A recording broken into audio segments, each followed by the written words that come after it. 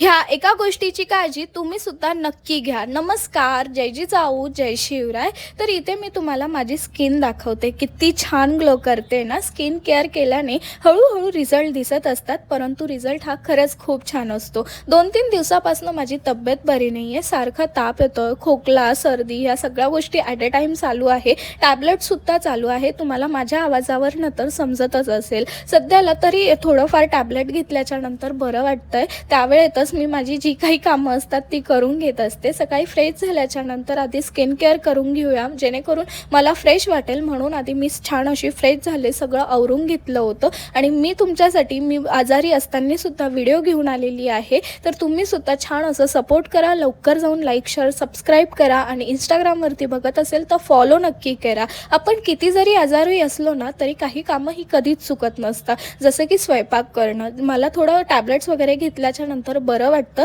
तर मी लगेच स्वयंपाक करून घेतला, जेवण केलं आणि टॅबलेटसुद्धा घेतल्या होत्या. चलो बाय.